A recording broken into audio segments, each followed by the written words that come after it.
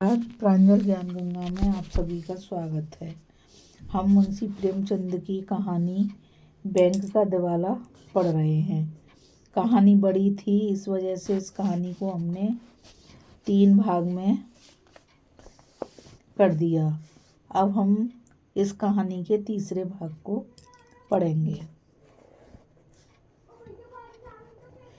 इसमें संदेह नहीं कि कुंवर साहब अब भी साम्यवाद के भक्त थे, किंतु उन विचारों के प्रकट करने में वह पहले किसी स्वतंत्रता न थी। विचार अब व्यवहार से डरता था। उन्हें कथन को कार्य रूप में परिणित करने का अवसर प्राप्त था, पर अब कार्य क्षेत्र कठिनाइयों से घिरा हुआ जान पड़ता था। बेगार के वह जानी दुश्मन थे, परंतु अब बेगार को बंद करना दुष्कर प्रतीत होता था। स्वच्छता और स्वास्थ्य रक्षा के वे भक्त थे, किंतु अब धन व्यय न करके भी उन्हें ग्रामवासियों की ओर से विरोध की शंका होती थी। असामियों से पोत उगाने में कठोर बर्ताव को वे पाप समझते थे, मगर अब कठोरता के बिना काम चलता न जान पड़ता था। सारांश यह है कि कितने ही सिद्धांत जिन पर पहले उनकी श्रद्धा थी अब असंगत मालूम होते थे, परंतु आज जो दुखजनक दृश्य बैंक के हाथे में नजर आए, उन्होंने उनके दया भाव को जागृत कर दिया। उस मनुष्य की सी दशा हो गई जो नौका में बैठा सुरम्य तट की शोभा का आनंद उठाता हुआ किसी शमशान के सामने आ जाए, चिता पर लाशें जलती देखे, शोक संतप्तों के करुण क्रंदन को सुने और नाव से उतरकर उनके दुख में शामिल हो जाए। रात के 10 बज गए थे। कुंवर साहब पलंग पर लेटे थे। बैंक के हाथे का दृश्य आंखों के सामने नाच रहा था। वही विलाप ध्वनि कानों में आ रही थी। चित्त में प्रसन्न हो रहा था। क्या इस विडंबना का कारण मैं ही हूँ? मैंने तो वही किया जिसका मुझे कानूनन अधिकार था। यह बैंक के संचालकों की भूल है, जो उन्होंने बिना पूरी जमानत के इतनी रकम कर्ज दे दी। लेनदारों को उन्हीं की गर्दन नापनी चाहिए। मैं कोई खुदाई फौजदार नहीं हूँ कि दूसरों की नादानी का फल भोगूं। फिर विचार पलटा। मैं नाहक इस होटल में ठहरा। 40 रुपये प्रतिदिन देने पड़ेंगे। कोई 400 रुपये के मत्थे जाएगी। इतना सामान भी व्यर्थ ही लिया। क्या आवश्यकता थी? मखमली गद्दे की कुर्सियों या शीशे की सजावट से मेरा गौरव नहीं बढ़ सकता। कोई साधारण मकान 5 रुपये पर ले लेता तो क्या काम न चलता। मैं और साथ के सब आदमी आराम से रहते। यही ना होता कि लोग निंदा करते। इसकी क्या चिंता? जिन लोगों के मत्थे यह ठाट कर रहा हूँ, वे गरीब तो रोटियों को तरसते हैं। ये ही 10-12 हजार रुपये लगाकर कुएं बनवा देता तो सहस्त्रों दिनों का भला होता। अब फिर लोगों के चकमे में न आऊँगा। यह मोटर कार व्यर्थ है। मेरा समय इतना महंगा नहीं कि घंटे आध घंटे की किफ़ायत के लिए 200 रुपये महीने का खर्च बढ़ा लूँ। फाका करने वाले आसामियों के सामने मोटर दौड़ाना उनकी छातियों पर मूंग दलना है। माना कि वे रोम में आ जाएंगे, जिधर से निकल जाऊंगा सैकड़ों स्त्रियां और बच्चे देखने के लिए खड़े हो जाएंगे, मगर केवल इतने ही दिखावे के लिए इतना खर्च बढ़ाना मूर्खता है। यदि दूसरे रईस ऐसा करते हैं तो करें, मैं उनकी बराबरी क्यों करूं? अब तक 2000 रुपये सालाना में मेरा निर्वाह हो जाता था। अब 2 के बदले 4000 बहुत हैं। फिर मुझे दूसरों की कमाई इस प्रकार उड़ाने का अधिकार ही क्या है? मैं कोई उद्योग धंधा, कोई कारोबार नहीं करता जिसका यह नफा हो। यदि मेरे पुरखों ने हठधर्मी जबरदस्ती से इलाका अपने हाथों में रख लिया तो मुझे उनके लूट के धन में शरीफ होने का क्या अधिकार है? जो लोग परिश्रम करते हैं उन्हें अपने परिश्रम का पूरा फल मिलना चाहिए। राज्य उन्हें केवल दूसरों के कठोर हाथों से बचाता है। उसे इस सेवा का उचित मुआवजा मिलना चाहिए। बस मैं तो राज्य की ओर से यह मुआवजा वसूल करने के लिए नियत हूँ। इसके सिवा इन गरीबों की कमाई में मेरा कोई भाग नहीं। बेचारे दीन हैं, मूर्ख हैं, बेजुबान हैं। इस समय हम इन्हें चाहें जितना सता लें, इन्हें अपने स्वतत्व का ज्ञान नहीं है। मैं अपने महत्व को नहीं समझता, पर एक समय ऐसा अवश्य आएगा जब इनके मुंह में भी जुबान होगी। मुझे अपने आदमियों से दूर किए देते हैं। मेरी भलाई इसी में है कि इन्हीं में रहूं, इन्हीं की भांति जीवन निर्वाह और इनकी सहायता करूं। कोई छोटी मोटी रकम होती तो कहता लाओ, जिस सिर पर बहुत भार है उसी तरह यह भी सही।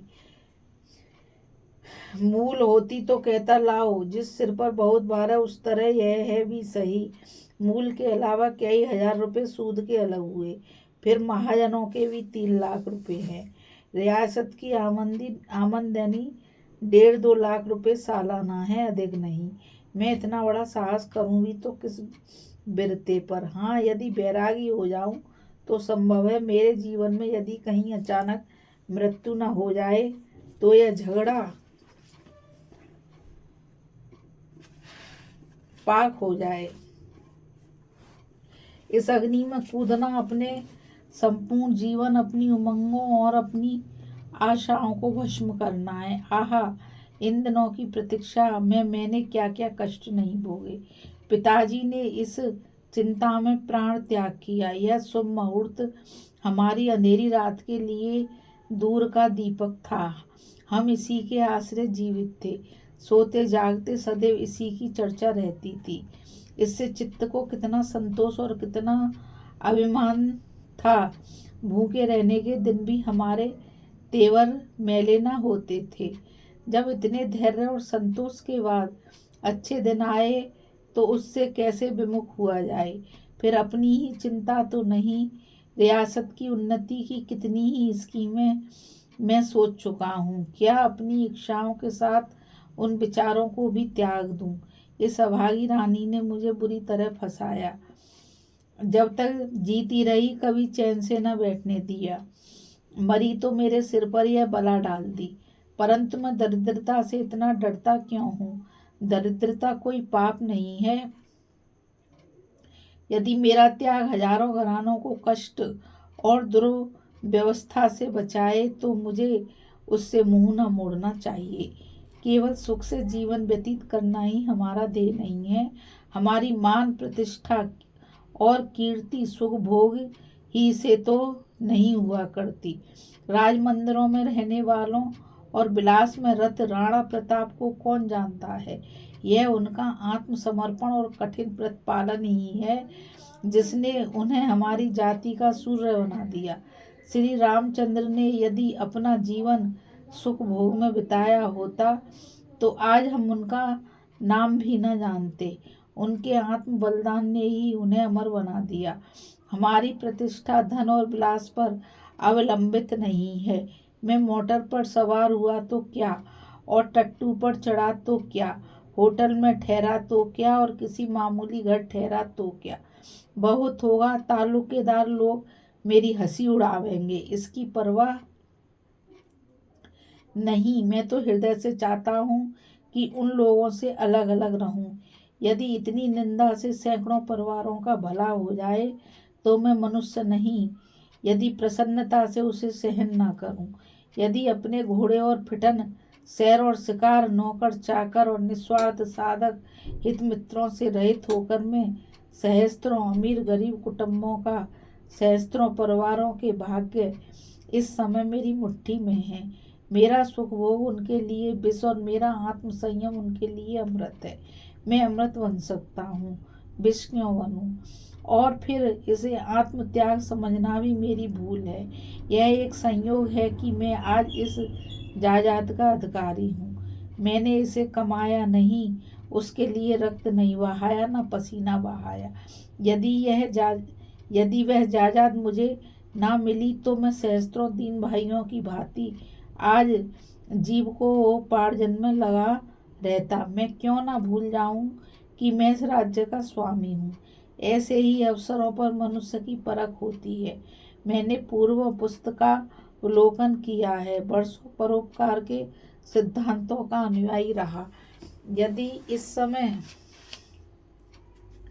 उन सिद्धांतों को भूल जाऊं, स्वार्थ को मनुष्यता और सदाचार से भरने दूं, तो वस्तुतः यह मेरी अत्यंत कायरता और स्वार्थपरता होगी। भला स्वार्थ साधन की शिक्षा के लिए गीता, मिल, एमर्सन और अरस्तु का शिष्य बनने की क्या आवश्यकता थी? यह पाठ तो मुझे अपने दूसरे भाइयों से ही मिल जाता। प्रचलित प्रथा से बढ़कर और कौन गुरु था? साधारण लोगों की भांति क्या मैं भी स्वार्थ के सामने सिर झुका दूं? तो फिर विशेषता क्या रही? नहीं, मैं नॉनसेंस विवेक बुद्धि का खून ना करूंगा। जहाँ पुण्य कर सकता हूँ, पाप ना करूंगा।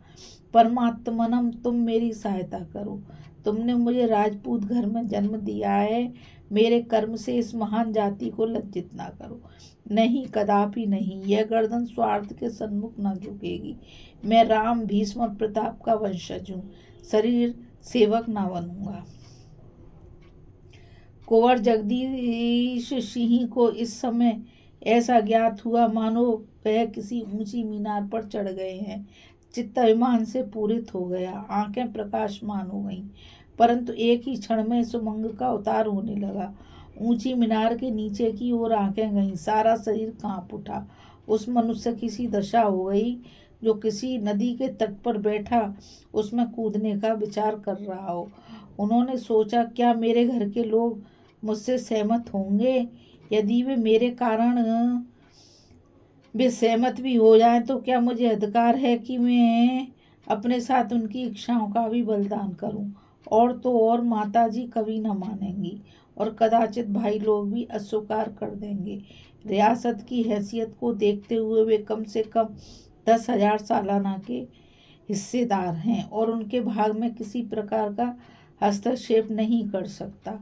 मैं केवल अपना मालिक हूँ, परंतु मैं भी तो अकेला नहीं हूँ। सावित्री स्वयं चाहे मेरे साथ आग में कूदने को तैयार हो, किंतु अपने प्यारे पुत्र को इस आँच के समीप कदापि न आने देगी। कुंवर महाशय और अधिक न सोच सके। वह एक विकल दशा में पलंग पर से उठ बैठे और कमरे में टहलने लगे। थोड़ी देर बाद उन्होंने जंगले के बाहर की ओर झाँका और किवाड़ खोलकर बाहर चले गए। चारों ओर अंधेरा था, उनकी चिंताओं की भांति। सामने अपार और भयंकर गोमती नदी बह रही थी। वे धीरे धीरे नदी के तट पर चले गए और देर तक वहां टहलते रहे।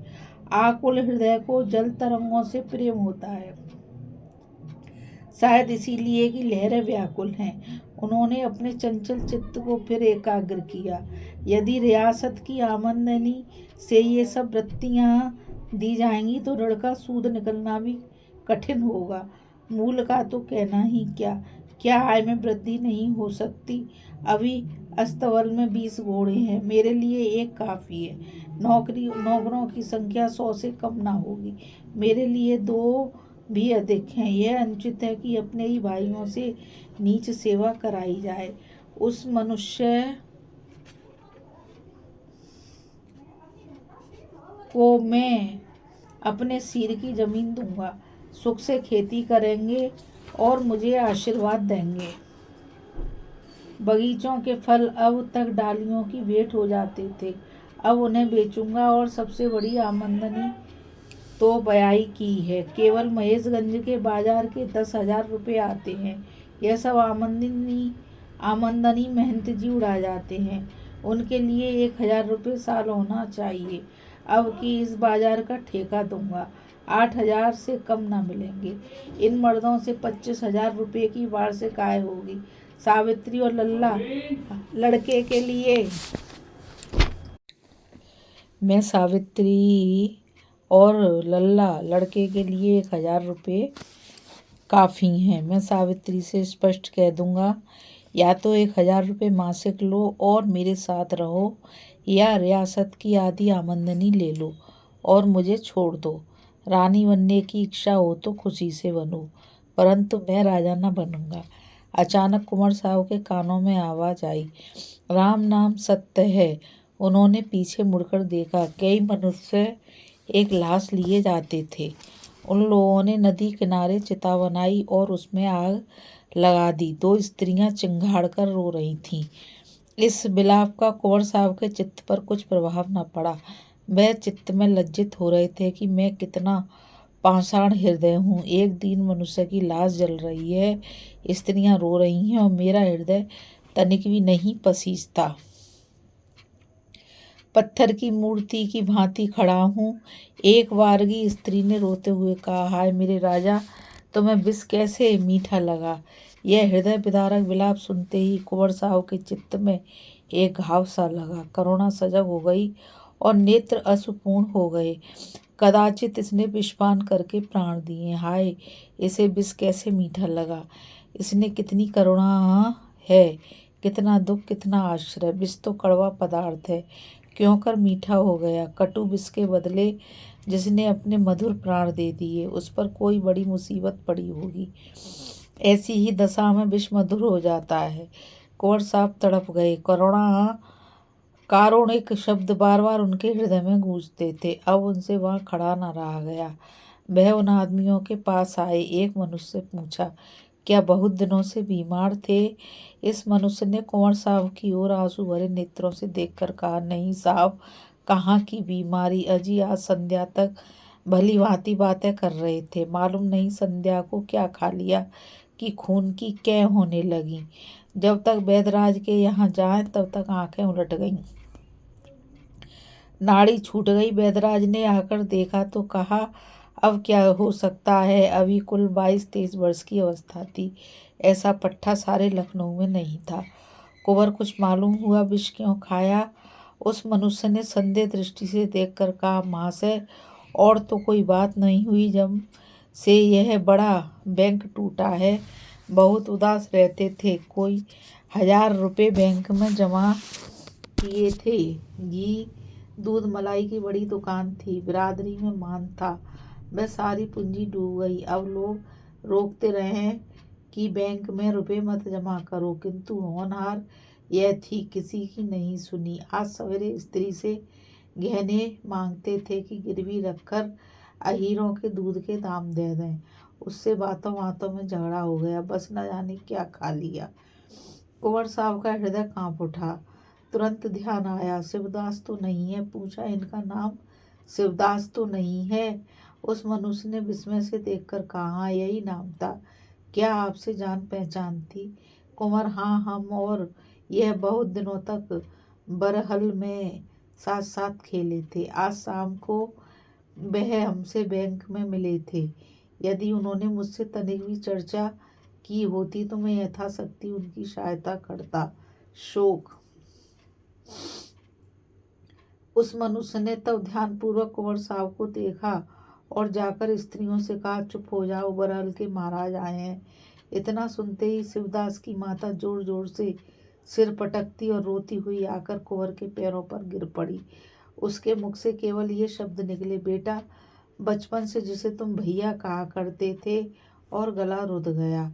कुंवर महाशय की आंखों से भी अश्रुपात हो रहा था। शिवदास की मूर्ति उनके सामने खड़ी है, कहती देख पड़ती थी कि तुमने मित्र हो कर मेरे प्राण लिए। भोर हो गया, परंतु कुंवर साहब को नींद न आई। जब से वह गोमती तीर से लौटे थे, उनके चित्त पर एक वैराग्य सा छाया हुआ था।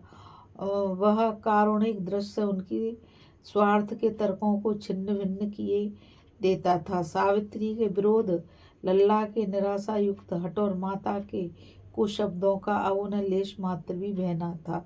सावित्री कुड़े, लल्ला को भी संग्राम के क्षेत्र में कूदना पड़ेगा, कोई चिंता नहीं। माता प्राण देने पर तत्पर होगी, क्या हर्ज है। मैं अपनी स्त्री, पुत्र तथा हित मित्रादि के लिए सहस्त्रों परिवारों की हत्या ना करूंगा।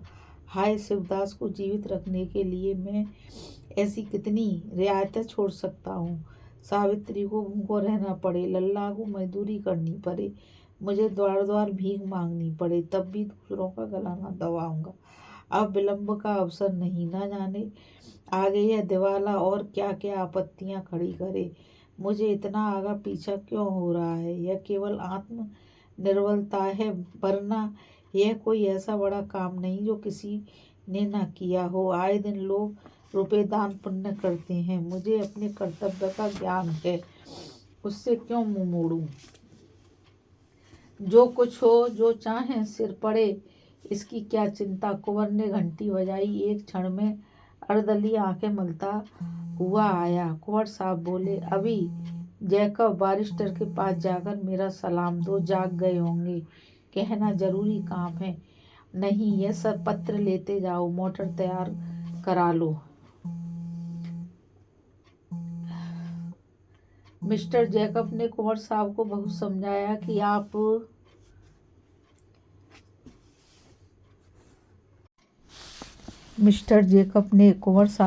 समझाया कि आप इसे दलदल में ना फंसें, नहीं तो निकलना कठिन होगा। मालूम नहीं अभी कितनी ऐसी रकमें हैं जिनका आपको पता नहीं, परंतु चित्त में दृढ़ हो जाने वाला निश्चय चूने का फर्श है, जिसको आपत्ति के थपेड़े और भी पुष्ट कर देते हैं। कुंवर साहब अपने निश्चय पर दृढ़ रहे। दूसरे दिन समाचार पत्रों में छपवा दिया कि मृत महारानी पर जितना कर्ज है वह हम सकारते हैं और नियत समय के भीतर चुका देंगे। इस विज्ञापन के छपते ही लखनऊ में खलबली पड़ गई। बुद्धिमानों की सम्मति में यह कुंवर महाशय की नितांत भूल थी, और जो लोग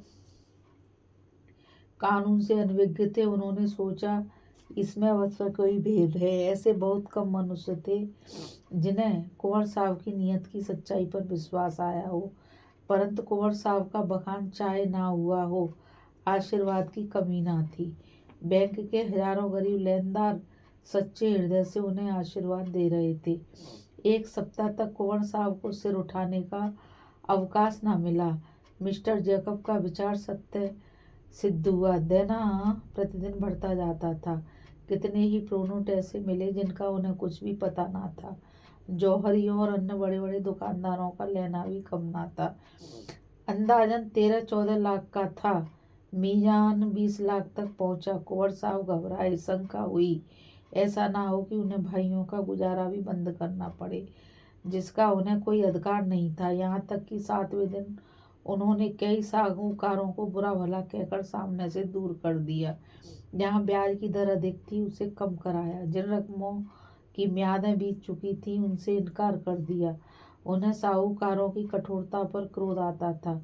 उनके विचार से महाजनों को डूबते धन का एक भाग पाकर ही संतोष कर लेना चाहिए था। इतनी खींचतान करने पर भी कुल 19 लाख से कम न हुआ।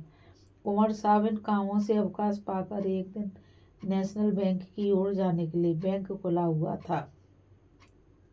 मृतक शरीर में प्राण आ गए थे। लेनदारों की भीड़ लगी थी। लोग प्रसन्नचित्त लौटे जा रहे थे। कुंवर साहब को देखते ही सैकड़ों मनुष्य बड़े प्रेम से उनकी ओर दौड़े। किसी ने रोकर, किसी ने पैरों पर गिरकर और किसी ने सभ्यतापूर्वक अपनी कृतज्ञता प्रकट की। वह बैंक के कार्यकर्ताओं से मिले। लोगों ने कहा, इस विज्ञापन ने बैंक को जीवित कर दिया।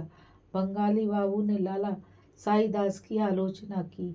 वह समझता था संसार में सब मनुष्य भला मानस है। हम उपदेश करता था, अब उसकी आँख खुल गई हैं। अकेला घर में बैठा रहता है, किसी को मुंह नहीं दिखाता।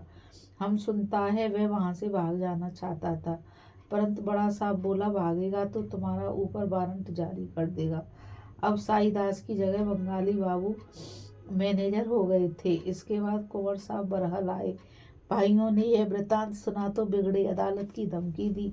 माताजी को ऐसा धक्का पहुंचा कि वे उसी दिन बीमार होकर एक ही सप्ताह में संसार से विदा हो गईं। सावित्री को भी चोट लगी, पर उसने केवल संतोष ही नहीं किया, पति की उदारता और त्याग की प्रशंसा भी की। रह गए लाल साहब।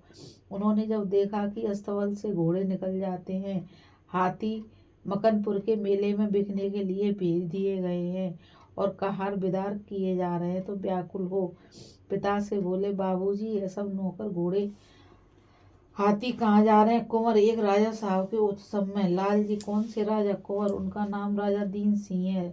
लाल जी, कहाँ रहते हैं? कुंवर, दरिद्रपुर में। लाल जी, तो हम भी जाएंगे। कुंवर, तुम्हें भी ले चलेंगे, परंतु इस बारात में पैदल चलने वालों का सम्मान सवारों से अधिक होता है।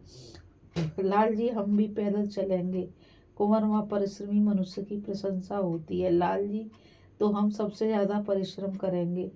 कुंवर साहब के दोनों भाई 5-5 हजार रुपये गुजारा लेकर अलग हो गए। कुंवर साहब अपने और परिवार के लिए कठिनाई से 1000 सालाना का प्रबंध कर सके, पर यह आमदनी एक रईस के लिए किसी तरह पर्याप्त नहीं थी। अतः अभ्यागत प्रतिदिन टिके ही रहते थे। अब उनका भी सत्कार करना पड़ता था। बड़ी कठिनाई से निर्वाह होता था। इधर 1 वर्ष से शिवदास के कुटुंब का भार भी सिर पर पड़ा, परंतु कुंवर साहब अपने निश्चय पर शोक नहीं करते। उन्हें कभी किसी ने चिंतित नहीं देखा। उनका मुखमंडल धैर्य और सच्चे अभिमान से सदैव प्रकाशित रहता है। साहित्य प्रेम पहले से था, अब बागवानी से प्रेम हो गया है।